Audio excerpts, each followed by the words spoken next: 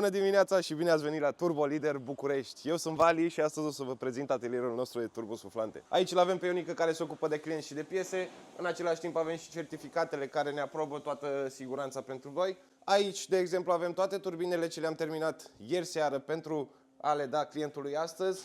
Aici avem punctul de lucru 1 și 2, unde desfacem, constatăm ce facem cu turbinele, după care trecem la partea de sablat. Sablăm cu perle de sticlă și sablăm cu alice de oțel.